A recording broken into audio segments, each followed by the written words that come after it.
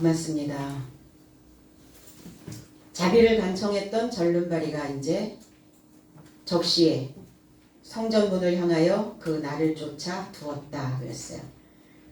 오늘 고난절입니다. 그 시간에 그 적시에 적절한 시기에 그 성전문을 향하여 있는 그 시간까지 많은 고초를 고난을 견디었을 겁니다. 오늘 그 고초를 딛고 일어나서 활보하는 것처럼 우리 모두가 도전받는 시간 되시기를 축원드립니다. 4절로 5절.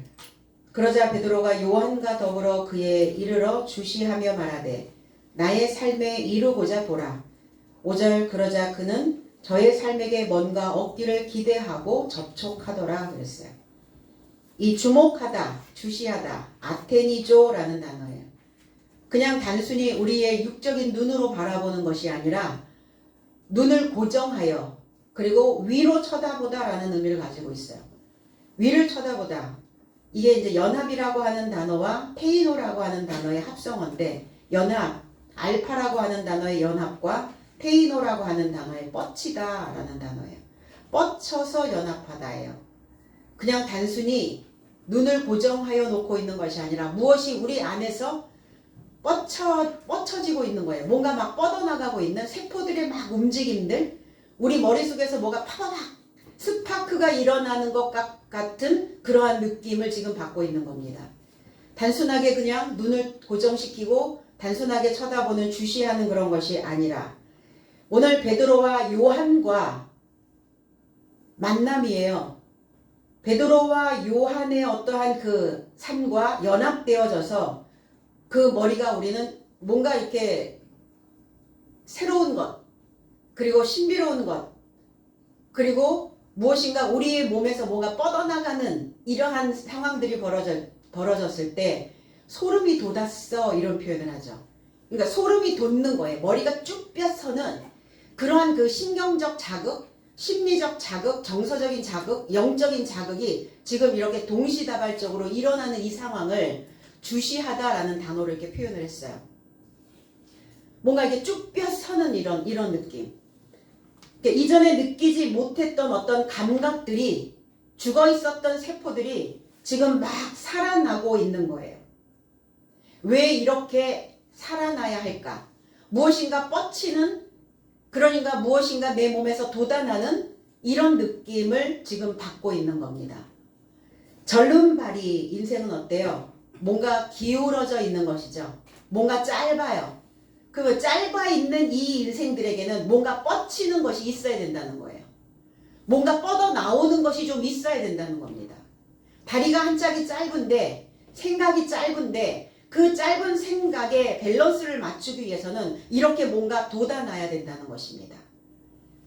그래서 절름발이 인생은 베드로와 요한을 지금 바라보며 무엇인가 자기 속에서 굉장한 자극이 들어오는 것을, 짧아져 있었던 생각이, 짧은 생각들이, 짧은 마음이, 짧은 인생이 뭔가 뻗침으로 인하여 밸런스를 지금 맞추고 있는 상황을 이렇게 주시하다, 아테니조라고 하는 단어로 이렇게 만들어 놓았습니다. 그래서 연합되어 베드로와 요한의 그 날과 연합되어 뻗어짐으로 균형이 지금 맞춰지고 있는 이런 상태. 왜 절름발이었을까? 과거가 진행되고 있었어요. 과거형이었어요. 이 절름발이가 보니까. 과거. 그러니까 과거의 생각을 가지고는 균형을 맞출 수가 없다는 겁니다. 과거의 생각은 어떻죠? 항상 부족하다. 이게 부족하죠. 짧은 거예요. 길어져 나와야 되는데, 뭔가 자극이 돼야 되는데, 뭔가 뻗쳐야 되는데 뻗치지 않고 있는 거예요. 그러니까 이 과거가 진행되고 있는 절름발이에게 베드로와 요한은 나의 삶에 이루고자 보라, 이렇게 얘기합니다. 나의 삶과 연결되어져서, 나의 삶과 연합되어져서, 나의 삶과 연합되어져. 그래서 그 이루고자 보라는 거예요. 모든 어떤 것이든 일방적인 관계는 없죠. 다 연합의 관계고 연결성의 문제라는 겁니다. 그러면 지도자와 백성, 스승과 제자, 이 관계는 어떤 관계냐? 주시하여 보는, 무엇인가 뻗칠 수 있도록 제자는 스승의 삶에, 스승의 메시지에 주시하여 있어야 되는 거죠. 그럼 말씀을 들으면서 뭘 해야 되느냐? 짧았던 생각이 길어져 나와야 해요. 말씀을 들으면서 아무 감흥이 일어나지 않아. 어떤 느낌도 없어. 저 메시지는 나하고 상관없는 이야기야. 이렇게 들으면 뻗치지 않죠. 도단하지 않죠. 뭔가 쭈뼛 서지 않는다는 겁니다. 그러니까 맨날 그날이 그날, 그 삶이 그 삶, 그 타령으로 주저앉아 있는 절름발이와 같이 살게 된다는 겁니다. 오늘 일어나 활보하는, 오늘 그 생각들을 딛고 다시 일어설 수 있는 그 날이 되어지기를 원합니다. 고린도후서 3장 13절로 14절, 우리는 모세가 이스라엘 자손들로 장차 없어질 것에 결국을 주목하지 못하게 하려고 수건을 얼굴에 쓴 것 같이 아니하노라. 그러나 저희 마음이 완고하여 오늘까지라도 구약을 읽을 때에 그 수건이 오히려 벗어지지 아니하고 있으니 그 수건은 그리스도 안에서 없어질 것이라. 주목하지 못하게 하려고, 주시하지 못하게 하려고, 무엇인가 뻗쳐서 자라나게 하지 않으려고 모세의 수건을 덮었었다고 이렇게 표현합니다.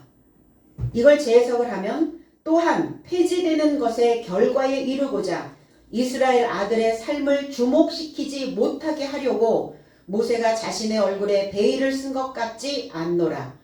그러나 저희 지각이 둔하여져서 옛 언약의 암송으로 그 같은 베일이 벗겨지지 않고 오늘날까지 머물러 있으니 어떤 베일도 그리스도 안에서 폐지되느니라.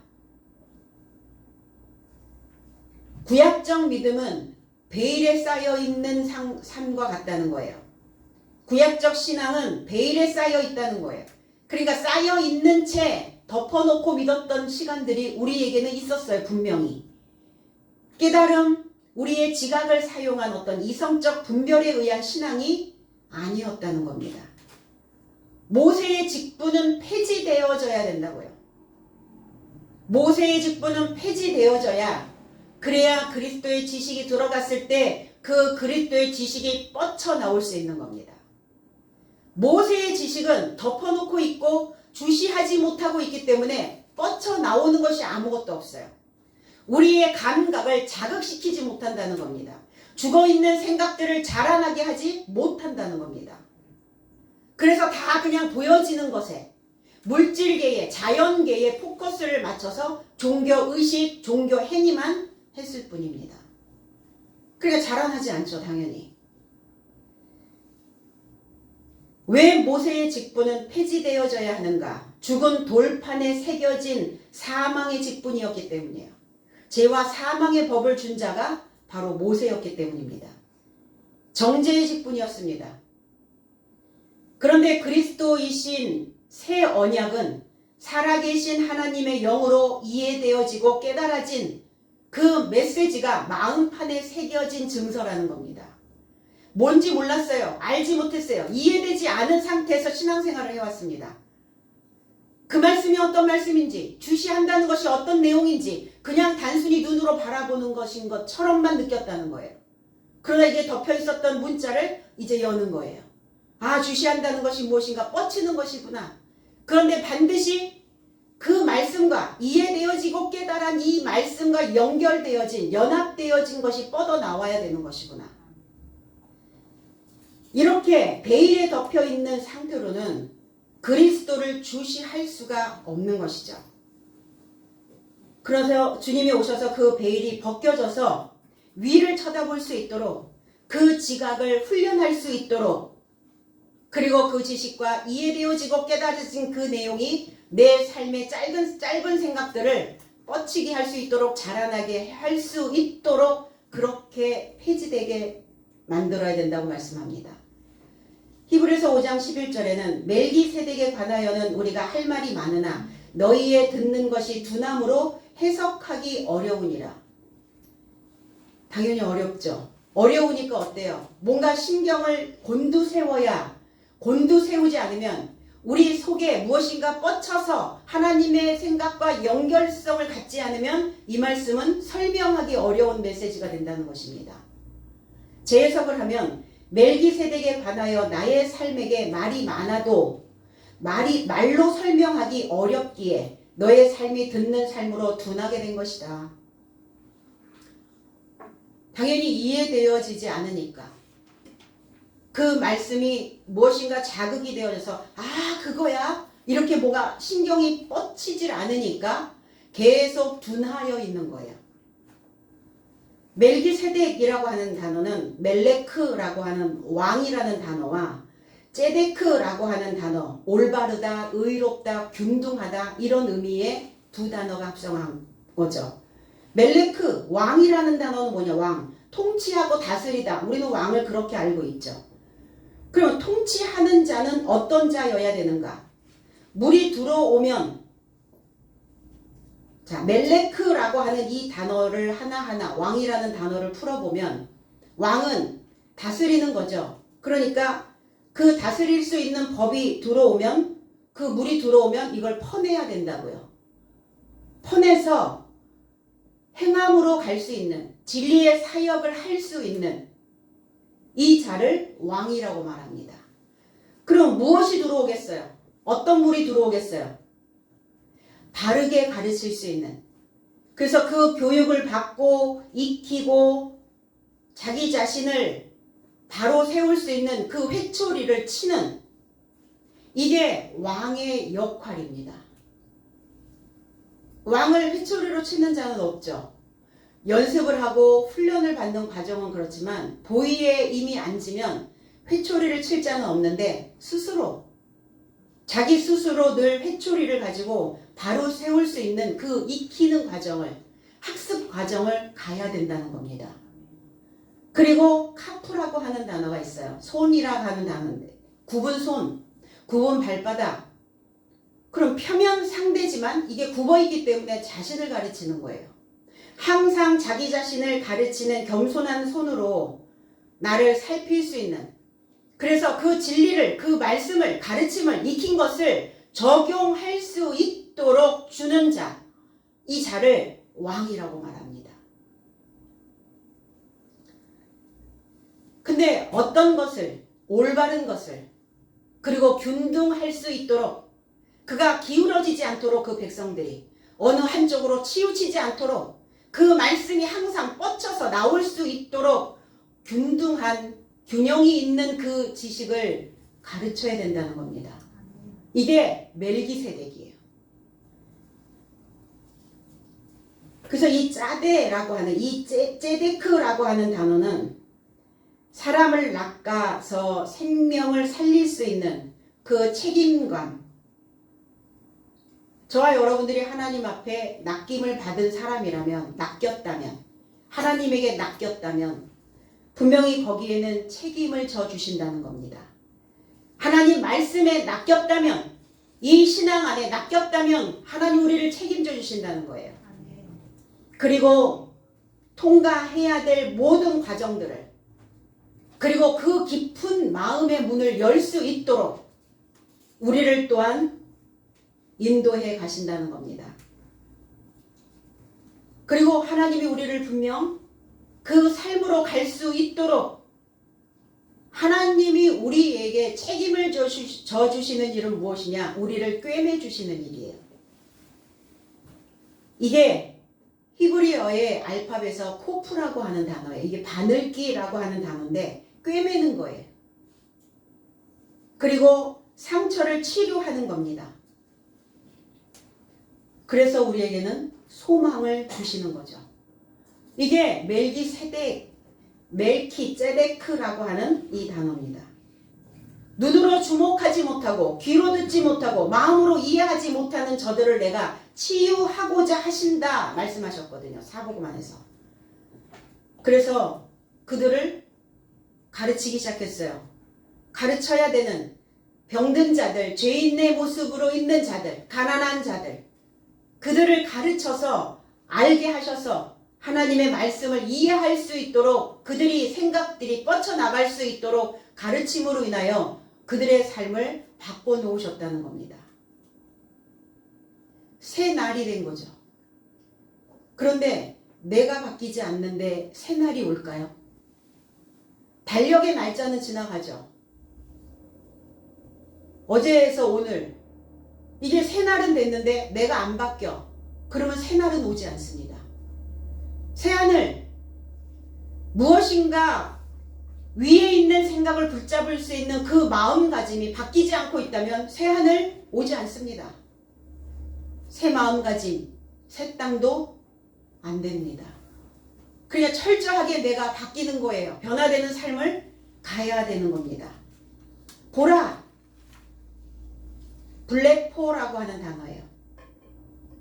이 보는 것이 어떻게 보냐면 구체적으로 보라는 거예요. 속속들이 보라는 겁니다. 주의하여 보라는 거예요. 주의하다라는 것은 마음에 새겨서 그 뜻을 기억하다라는 의미를 가지고 있어요. 그러니까 마음에 새겨서 그 뜻을 지금 기억할 수 있도록 보라. 이 단어를 상당히 진짜 구체적으로 말을 하고 있는 거예요. 사도들은요. 그냥 단순한 언어로 던지는 게 아닙니다. 그냥 쳐다봐. 나를 봐. 날 봐. 이게 아니에요. 구체적으로 쳐다봐라. 너의 신앙이 어떻게 되어질 것인가? 너의 믿음의 행보를 어떻게 가져갈 것인가? 네가 지금 하나님 믿고 있는 거 맞아? 안 맞아? 네 자신의 삶을 구체적으로 한번 보라고. 이렇게 지금 던져주고 있거든요. 상당히 의미심장한 메시지입니다. 마태복음 12장 22절에 그때에 귀신 들려 눈멀고 벙어리 된 자를 데리고 왔거늘 예수께서 고쳐주심에 그 벙어리가 말하고 보게 된지라 그랬어요. 블랙포 했어요. 뭘 봤어요? 구체적으로 보시라고요. 내 속에서 돌아다니고 있는 감정 하나하나, 세포 하나하나, 행동 하나하나, 일거수일투족 구체적으로 보셔야 됩니다. 그렇지 않으면 변화는 오지 않아요. 그게 고난이라는 겁니다. 그게 고난 아니에요?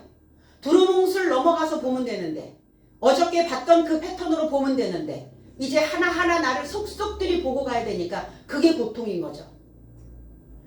내 안에 이런 요소도 있었어? 내 안에 이런 게 들어앉아 있었어? 내 안에 이런 색깔이, 이런 모양이, 이런 형태가, 와, 놀랍다. 쓸 것이 더 많아야 되는데 버릴 것이 더 많아도 문제가 되죠. 그럼 버릴 것이 많으면 버려야 되는데 버릴 것이 많은데 움켜쥐고 있죠. 못 버리는 게 정리가 안 되는 거예요. 그러니까 오늘 메시지를 구체적으로 들으시기 바랍니다. 재해석을 하면 그때 귀신 들린 소경이여 벙어리가 그에게 데려오게 되었고 소경이여 벙어리가 전하고 보게끔 그가 저를 치료하셨다. 벙어리요 소경이요. 그런데 귀신이 들렸대요. 귀신 다이모니조마이. 귀신이라고 하는 것은 뭔가에 사로잡혀 있다라는 의미를 가지고 있어요. 귀신이 들렸다. 귀신에게 잡혀 있다. 그리고 이 귀신이라고 하는 이 의미는 뭐냐면 성가시게 괴롭힘을 당하다. 뭔가 나를 괴롭게 하는, 뭔가 내 감정 하나가 늘 떠다니면서 똑같은 패턴으로 같은 패턴의 감정에 중독되어져서 그 감정이 나를 계속 성가시게 하는 이것이 귀신이라고요. 그리고 나쁜 성질, 이게 귀신적 요소예요. 죽어서 이게 혼령이 나타나는 이게 귀신이 아니라 살아있는데 귀신 같은 인생이 있어. 계속 자신을 성가시게 하고 타인의 의도도 모르고 계속 성가시게 하는 사람. 이게 귀신적 요소들이에요. 눈이 멀었어요. 눈 멀고 티플러스라고 하는 단어인데 불투명하다. 투명해야 되는데 투명하지가 않아. 자기의 생각을 여전히 보지 못해. 뭔가 안개가 끼었어. 안개가 자욱해. 보지 못하죠. 왜 안 보이는가? 기만하는 거야. 기만. 자기 기만으로 부풀다, 교만하다, 자고하다 이런 의미를 가지고 있어요. 소경은. 이 육체의 눈이 먼 것도 소경이지만 스스로를 부풀려 놓은 것 이것도 소경이라고요. 자고하고 있다고요. 스스로. 안개 낀 것처럼 불투명한 인생이라고요. 소경되고 벙어리 되었어요. 이 코포스라고 하는 벙어리라고 하는 의미에 벙어리 그러면 우리는 말하지 못하는 자를 벙어리라고 말하죠. 그런데 듣는 것이라는 단어가 있어요. 듣지 못하는 자. 그냥 벙어리는 왜 벙어리인가? 듣지 못하기 때문에 말하는 거에 둔한 거예요. 듣지 못하기 때문에 상대의 말을 듣는 귀의 청력이 현저하게 약해져 버렸어요. 말을 듣는 귀의 청력이 현저하게 약해져 버린 이 벙어리. 왜 현저하게 약해질까요? 남의 말은 잘 안 들리고 내가 퍼부어야 할, 내가 말해야 될 내용들이 많아지기 때문이에요. 그러니까 상대가 말을 하면 들어야 되는데 자기식으로 바꾸고 내가 할 말이 더 많아지는 거야. 저 사람이 저렇게 얘기할 때 나는 이런 말로 퍼부어야지. 이럴 때 상대의 말이 들리지 않아요. 이걸 벙어리라고 이야기합니다. 제대로 그 의도를 알아듣지 못하고 의도를 제대로 깨닫지 못하고 자기의 생각만 말하는 사람. 그 말에 둔한 사람. 그래서 시비를 거는 시비가 걸리는 이유들이 상대의 의도는 듣지 못하고 자기가 퍼부어야 될 말들만 생각하기 때문에 이게 시비가 걸리는 거예요. 그래서 핵심은 잘 안 들리는 거죠. 그 말의 주변에 매달려 있는 감정어들이 귀에 쏙 들어오면 시비의 촉진이 만들어집니다. 그러니까 마음이 항상 싸울 사람, 싸울 태세를, 전쟁할 준비를 하고 있는 사람들이죠. 말싸움. 지혜롭다, 명철하다. 이거는 머리가 좋음이 아니라 귀가 밝은 것을 이야기하고 있어요. 귀가 밝아야 지혜롭고 명철할 수 있다는 겁니다. 그래서 내가 말하는 것보다 더 위에 길에 있는 것을 우리는 듣는 것이라고 말해요. 단순한 청력이 아닙니다.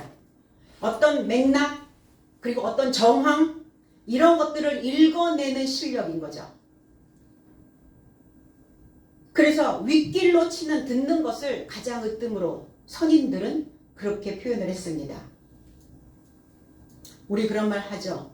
말귀가 어둡다. 그 말귀, 말을 듣는 귀, 즉 귀. 이 귀, 그래서 이해력과 음미력. 그 말이 들어오면 그 말을 음식을 먹는 것처럼 음미해야 되거든요.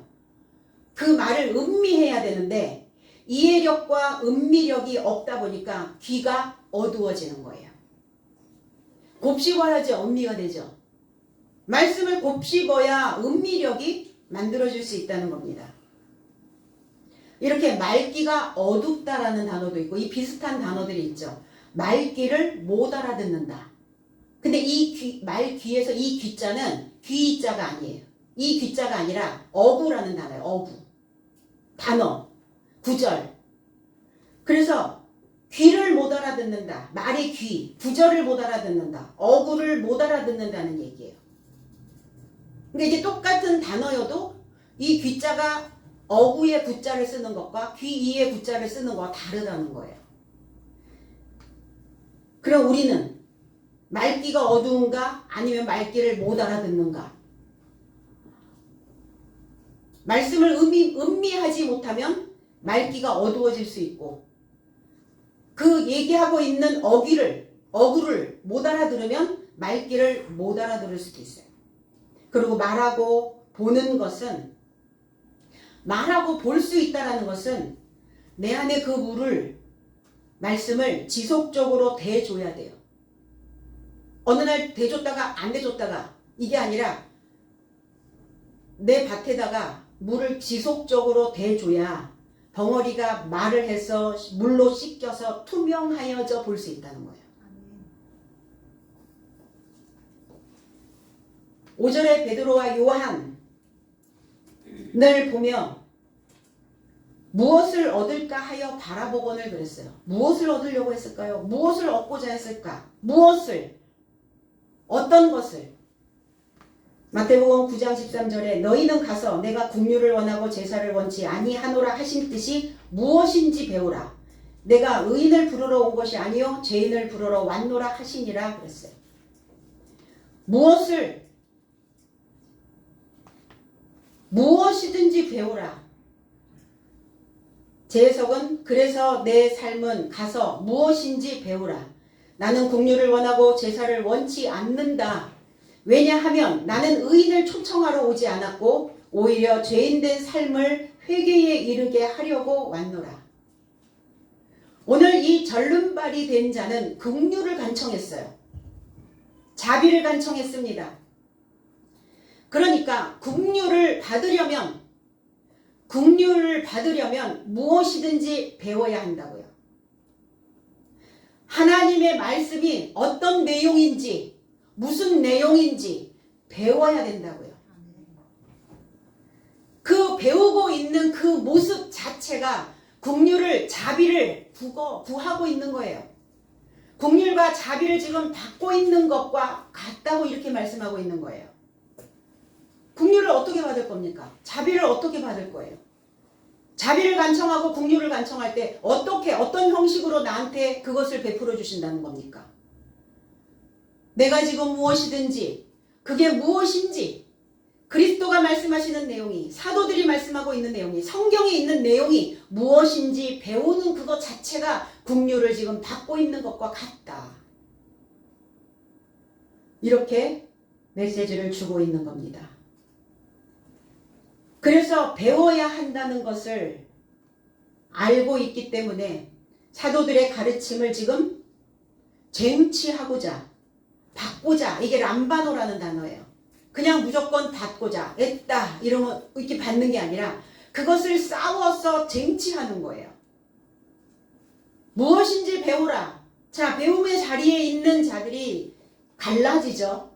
무엇이든지 배우고자 그것을 내 것으로 만들고자 쟁취하는 자가 있고 그냥 그 시간에 머물러 있는 자가 있다는 겁니다. 왜 그렇게 해요? 이왕 내가 그 시간을 할애했다면 쟁취하고 가셔야죠. 내 거화시킬 수 있어야죠. 나하고는 상관없는 메시지가 아니라는 겁니다. 왜? 이 메시지는 성경은 어떤 종교적인 색깔이 아니라 우리의 삶이에요. 그냥 사는 겁니다. 사는 모습을 성경 안에 있는 그 사도들을 통해서 주님이 오셔서 하셨던 그 사역을 통해서 이렇게 드러내고 계시는 거예요. 어떤 삶을 살으라고 자녀들에게 제자들에게 가르칩니까? 올바른 삶을. 바른 삶을 살으라고 가르치죠. 그 바른 삶은 어디서 배울 겁니까? 성경 안에서 진리 안에서 말씀 안에서 새 신앙 안에서 배우는 거예요. 세상에 지식이 없어서 사람들이 바르지 못합니까? 세상에 지식이 없어서 사람들이 엇나갑니까? 그렇지 않다는 거예요. 세상에 너무나 많은 지식이 있는데 이러한 성경적 맥락의 지식을 가르치지 않고 있기 때문에 이게 단순히 종교성이 아닌데 그냥 모든 사람들이 살아가는 기초고 원리인데 이걸 가르치는 곳이 없다는 겁니다. 이제 이 교회들이 해야 되는 일이 신앙생활을 하는 저와 여러분들이 해야 되는 일들이 무엇인지를 이제 분명히 알았습니다. 우리 민족은 처절한 민족이었어요. 가난을 딛고 일었었고 폐허를 딛고 일었었고 우리나라가 세워진 그 날서부터 우리는 일제 36년의 식민지로 노예로 살았던 시절 6.25 동란을 겪었던 그 민족 임진왜란을 겪었던 이 역사를 보면 우리 민족은 살아남기 위해서 처절하게 살았어요. 그래서 생존하려고 먹고 사는 거에 너무나 많은 집중을 하고 살았었죠. 그러나 지금 이 시대는 다릅니다. 그러면 이 시대에 이 백성에게 이 민족에게 무엇을 우리는 또 그들에게 먹여줘야 하는가? 어떻게 살아남을 수 있도록 그들에게 가르쳐야 되는가? 이제 이 높은 지식을 우리는 가르쳐야 됩니다. 그렇지 않으면 그 처절했던 그 한서림의 삶이 여전히 남아있는 거예요. 우리 일본과 싸울 때 어때요? 우리는 일본의 36년 동안 강점기 시대를 경험하지 않았던 세대도 우리는 일본과 붙으면 무조건 이겨야 된다라는 생각을 합니다. 왜 그럴까요? 부모님의 그 한이, 그 처절하게 살았던, 짓밟혔던 그 인생의 한들이 넘어온 겁니다. 그럼 이 민족에게 무엇을 줘서, 어떤 것을 보상해줘서 그들의 마음들을 메꿔줄 수 있을까요? 믿음입니다. 신앙입니다. 이 높은 가르침만이 이 처절한 민족의 그 한서린 삶들을 메꿔줄 수 있다라고 저는 생각을 합니다. 이것으로 보상을 받아야 된다라고 저는 생각합니다. 그래서 이 교회에 해야 할 일이 어떤 일인가를 다시 한번, 어떤 것을 내가 가르쳐야 될 것인가를 분명히 알고 우리는 이 삶을 진행시켜야 된다는 겁니다. 이제 바라보았다 이랬어요. 뭔가를 무엇이든 어떤 것들을 기대하고 바라보았다. 기대하였다. 희망으로 지금 바라보고 있는 겁니다. 그냥 바라보는 것이 아니라 이 에페코라고 하는 이 단어가 못 떠나게 붙들다라는 의미를 가지고 있어요. 그러니까 이 절름발이가 베드로와 요한을 단순하게 어떤 기대감에서 그 기대를 연결시켜서 소망을 가지고 그냥 바라보는 것이 아니라 그것이 말씀이 하나님이 그리고 그 진리가 이 메시지가 내게서 떠나가지 못하도록 지금 굳게 붙잡고 있는 겁니다. 그래서 간직하고 소유하고 보존하고 있는 것입니다. 6절 그러자 베드로가 말하되 은과 금은 나에게 생기지 않으나 내가 가지고 있는 이것을 너에게 주나니 그리스도 예수의 이름 안에서 일어나 활보하라. 두루두루 다니라는 거예요. 두루두루 이제 맨날 다녔던 길만 생각했던 그 길만 다니지 말고 이제 두루두루 지경을 넓혀서 넓게 우리의 생각들을 좀 넓히고 우리의 생각이 가는 길을 좀 넓혀놓고 이 지경을 넓혀놓을 수 있는 그 두루두루 활보하라는 겁니다. 오늘 베드로는 개역성경에는 이 절름발이에게 베드로가 말하되 은과 금은 내게 없거니와 내게 없다 이런 표현을 해요. 근데 절름발이가 은과 금을 달라고 말한 적 없거든요. 은과 금을 구걸한 적 없거든요. 자비를 국류를 청했는데 왜 갑자기 은과 금이 나왔을까? 은과 금은 없다라는 단어가 아니라 은과 금은 나에게 생기지 않았다. 은과 금은 나에게 시작되지 않았다. 은과 금은 나에게 시작되지 않았다. 생기지 않았다. 이게 도대체 무슨 메시지냐고요. 이게 도대체 무슨 표현이냐고요. 없습니다. 내게 은과 금은 없어. 이렇게 이 단어가 이어지면 되는데 은과 금은 내게 시작되지 않았어. 그러니까 베드로가 생각할 때 이 절름발이가 원하는 것이 은과 금이라고 생각했을 것 같아요. 그리고 은과 금을 줘야 된다라고 생각했을 것 같아요. 그러니까 아예 김치국물 마시지 마. 은과 금은 시작도 안 됐어. 그게 베드로와 요한의 상태일 수도 있고 절름발이의 상태일 수도 있어요. 그런데 문맥을 보면 절름발이의 상태라는 거예요. 너에게 은과 금은 시작되지 않았어. 은과 금은 발생되지 않았어. 이런 표현을 하고 있는 것 같아요. 은은 뭘까? 빛나다라는 의미를 가지고 있어요. 은은 열기를 식혀주는 성분이 들어있습니다. 은나노. 그래서 화상 환자에게 이 은가루를 뿌려서 화기를 내 몸속에 들어왔던 그 화기를 빼냅니다. 이 은은 그래서 창백하다라는 의미를 가지고 있어요. 창백하게 되다. 이게 히브리어로 넘어가면 케세프라고 하는 단어예요. 창백하다, 하얗게 되다. 그래서 내 안에 있는 어떤 열기, 그러니까 떡줄놈 생각도 안 하는데 김칫국부터 마시는 그 열정, 열기 그거 시키는 거예요 지금. 절름발이 인생이. 뭔가 지금 김칫국부터 마시고 있으니까 그 열기 시키는 거예요. 근데 그거 아직 생기지 않았어. 시작 안 됐어. 네 안에 그게 아직 없어. 그거를 시킬 만한 너의 어떤 열기를 시킬 수 있을 만한 은은 시작도 안 됐어. 이렇게 말씀하고 있는 거죠. 금은 뭐냐? 크리시온이라고 하는 헬라어. 유용하다라는 단어. 유용하다. 금, 값어치죠.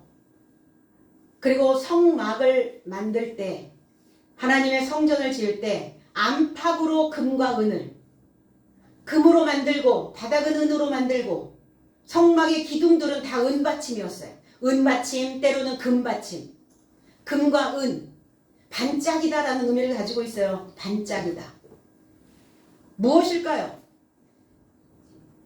자기의 생각들을 잘 정돈해낼 수 있는 무엇인가. 우리가 확 이렇게 내 안에 뭐가 꽂히면 우리는 그거를 조절할 수 있는 능력들이 잘 안 만들어지죠. 그러니까 그것들을 잘 조절할 수 있도록 은이 되어져 있어야 되고, 그것들을 잘 쓸 수 있도록 그 에너지를 잘 유용하게 쓸 수 있는 금이 되어져 있어야 된다는 거예요. 은과 금을 어떻게 만듭니까? 다 제거되어져야죠. 불필요한 것들, 불순물들이 다 빠져나가야 순백, 순은, 순금 이게 만들어질 수 있어요. 불순물이 있으면, 불필요한 생각들이 있으면, 불순한 생각을 가지고 있으면 금은이 될 수 없죠. 그러니까 열기를 시키지 못하고 있는 겁니다. 잠언서 8장 10절에 너희가 은을 받지 말고 나의 훈계를 받으며 정금보다 지식을 얻으라. 지식입니다. 그럼 어떤 지식의 수준에 머물러 있느냐예요. 주님을 은과 금, 금과 은, 보석으로, 사도들을 금과 은으로, 성전을 금과 은으로, 저와 여러분들이 다 금과 은과 같은 존재들입니다. 그런데 배움을 통해서 무엇인지 배움을 통해서 지금 제거하고 있는 거예요. 다 거기에 잡스러운 잡동사니 같은 그러한 생각들을 지금 다 제거하고 있는 거예요. 순도를 높이기 위해서, 순수해지기 위해서 순수해야 됩니다. 나의 훈계, 나의 훈련을 받으라. 그리고 정금보다, 정금 이걸 날카롭게 만드는 거예요. 예리하게 만드는 겁니다. 나를 분발시키는 거예요. 끊임없이 깨어있게 만드는 겁니다. 이것을 정금이라고 말해요. 무엇인가 나를 분발시키고 나를 깨워내고 무엇인가 예리한 것으로 나를 만들어내는 이것을 정금이라고 말해요. 그럼 늘 깨어있는 이 삶이 정금과 같은 인생이라는 겁니다. 그 지식을 다 드러나는 점, 그 지식은 뭡니까? 우리 안에 들어오면 분별할 수 있는 생각들을 가져다 주죠. 분별하라는 거예요. 내가 이렇게 해도 되는지 되지 아니하는지 분별 알아야죠. 하박국 2장 19절에 나무더러 깨라 하며 말하지 못하는 돌더러 일어나라 하는 자에게 화 있을진저 그것이 교훈을 베풀겠느냐? 보라, 이는 금과 은으로 입힌 것인지요 그 속에는 생기가 도무지 없느니라. 화 있을진저, 오 화로다. 그 나무를 위하여, 견고하게 하기 위하여 그것을 일어나라, 깨어나라. 그리고 말하지 못하는 고요하게 있는 벙어리가 되어져 있는 돌에게 그 돌을 위하여 본성의 돌, 죽은 돌, 본성으로 세워진 그 돌을 위하여 일어나라 하는 자에게 화 있다고요. 본성을 버려야 되는데 이 돌이라는 단어가 에벤이라는 단어예요. 에벤. 이 에벤이라고 하는 돌은 죽은 돌입니다. 내 본성적 돌이에요. 동물적 돌이에요. 그게 뛰어나면, 그걸 제끼면, 그것을 버리면, 그 불순물들을 제거하면 뺀이 돼요. 아들이 되는 겁니다. 그냥 내 본성을 다스리지 아니하고서는 하나님의 아들로 세워질 수 없다는 거예요. 본성 다스림이 만만치 않죠. 쉽진 않죠. 왜? 거대한 에너지원이기 때문이에요. 거대한 창고를 가지고 있거든요. 엄청난 큰 방을 가지고 있어요. 그 큰 방에 가득 쌓여 있단 말이에요. 이 본능의 에너지가. 그러니까 얘네들이 올라오면 이거를 누를 기력이 없는 거라. 그러니까 늘 훈련하지 않으면, 이 사고를 훈련하지 않으면 이 본성에 늘 다 압사당하고 말죠.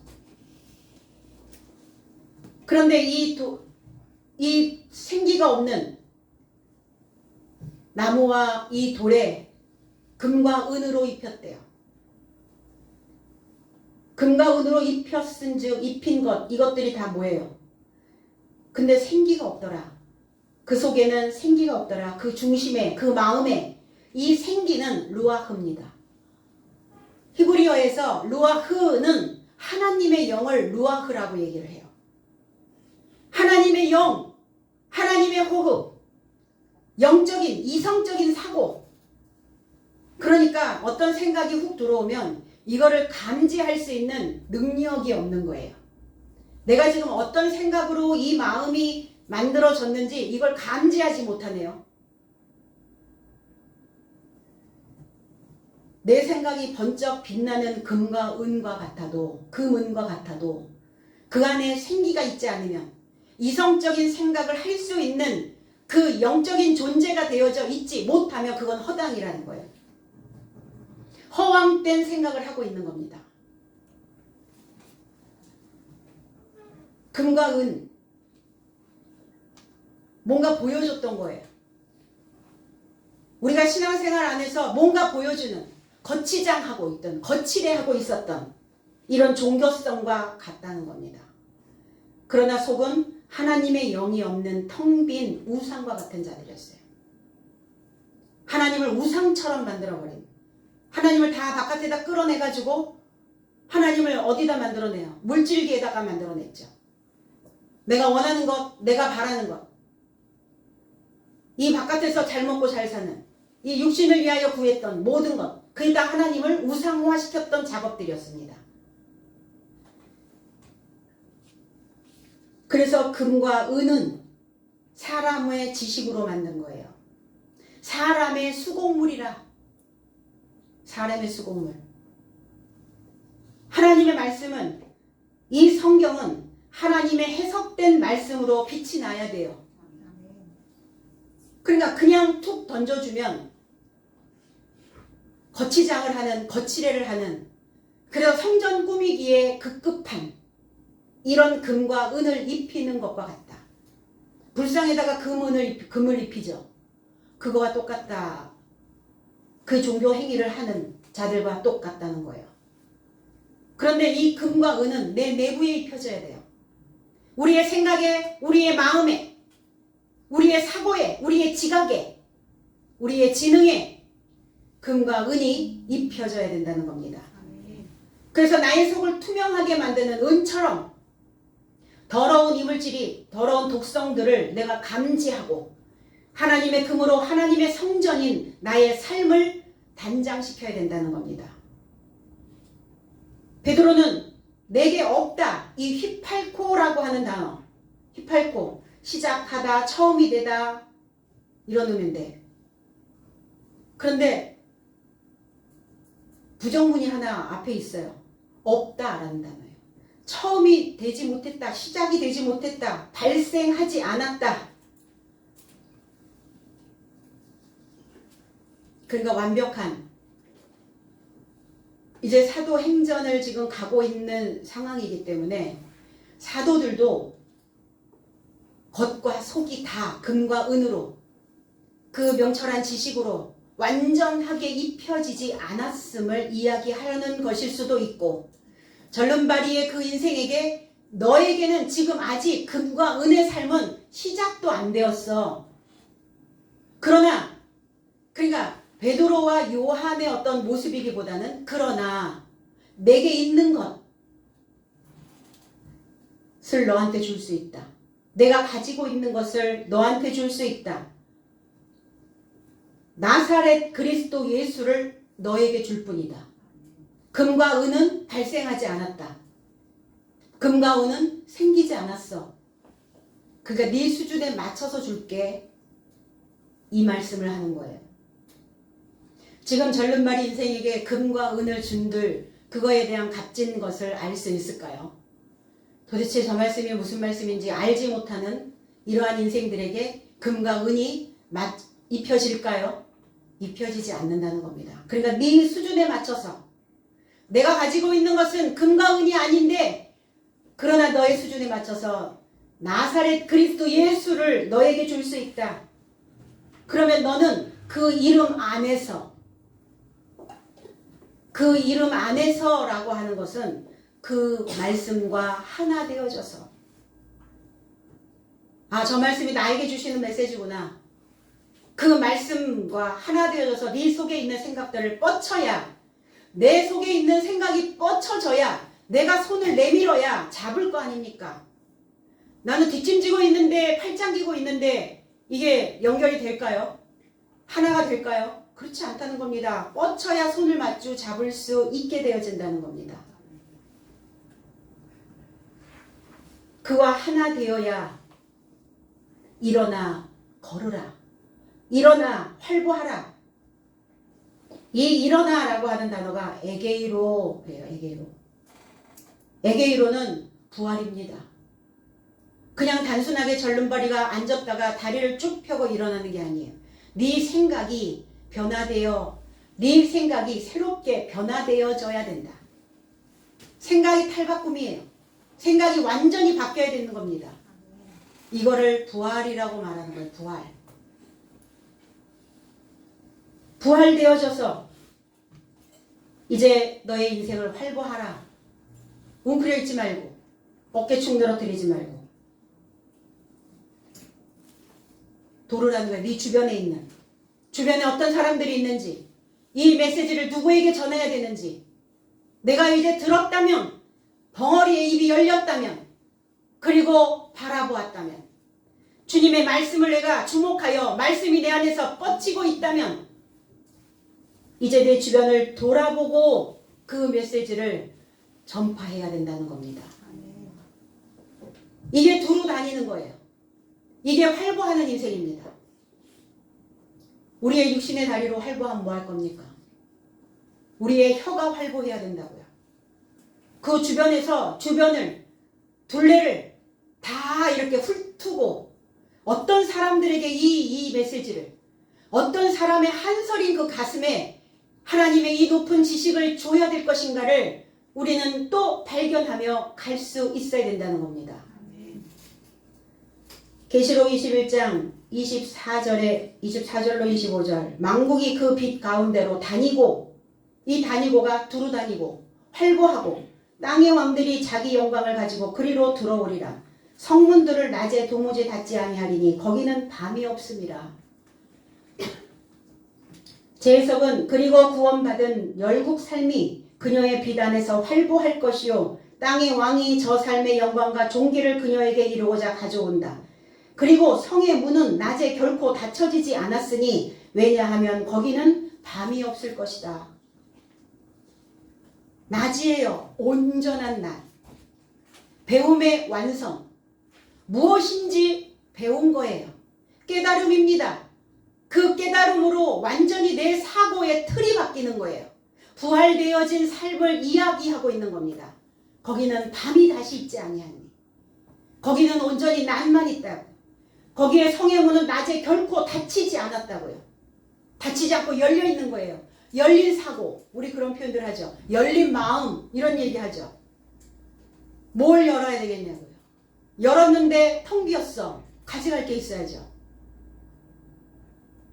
열었으면 채워져 있어야 된다고요.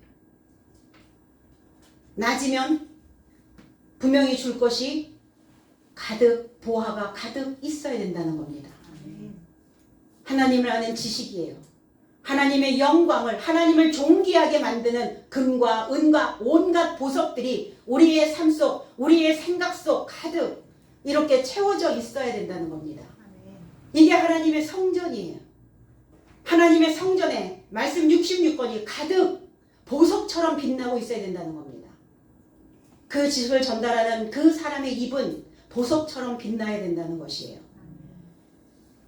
빛과 낮의 사도들을 이야기하고 있어요. 저와 여러분들이 되어져야 되는 이 성전이라는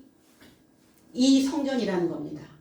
나사렛 그리스도, 나사렛 나지르라는 단어죠. 히브리어에서 구별하다, 썩기지 않도록 구별하여 있다. 썩기지 않도록 멀리 떨어져 있다.